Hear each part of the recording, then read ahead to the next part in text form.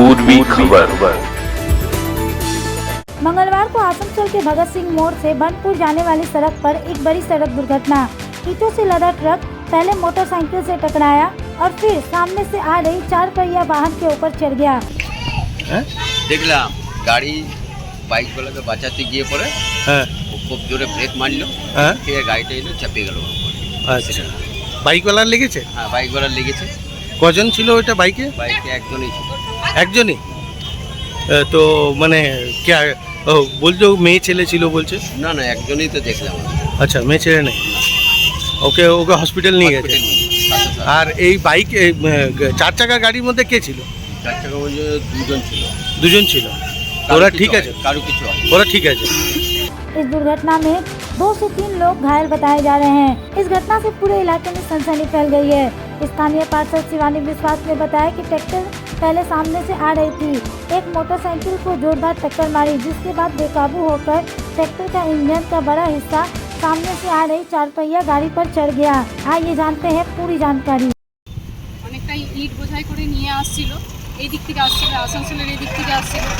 প্রথমে একটা মোটর বাইককে ধাক্কা মারে, তারপরে সেটা আবার দিশাহারা হয়ে গিয়ে একটা 4 চাকাকে ধাক্কা মেরেছে।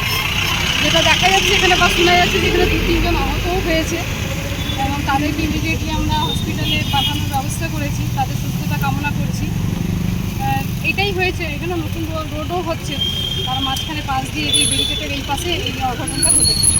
দিদি এত ব্যস্ততম একটা রোড, সেখানে দিনের বেলা ইট বোঝাই ট্রাক্টর কে অনুমতি দিচ্ছে চলা?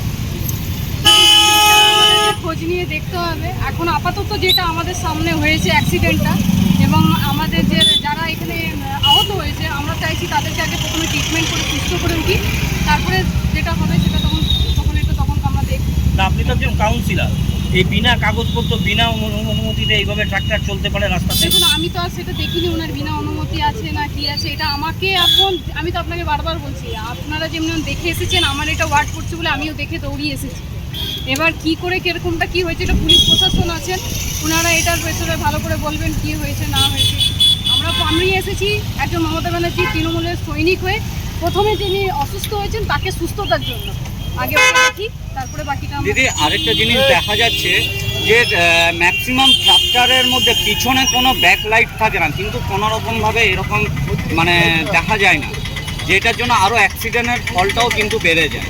দেখুন, এখন তো দিনের বেলা, রাতের বেলাতে তো ওটা বোঝা যাবে, আর সেরকমভাবে আমরা অতটা দেখিনি যে ট্রাক্টরের পিছনে কি লাইট জ্বলছে না জ্বলছে। আপনি বললেন মাথায় থাকলো এটা, এবারে আমরা এটা লক্ষ্য করব এবং প্রশাসনের কাছেও আমরা এটা নিয়ে কথা উঠাবো যে উনি যেন এই জিনিসগুলো একটু ট্রাফিককে দিয়ে ভালো করে দেখাশোনা করে নেন।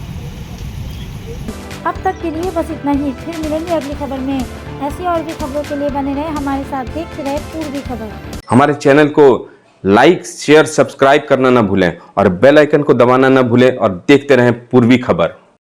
पूर्वी खबर, नजर सब पर।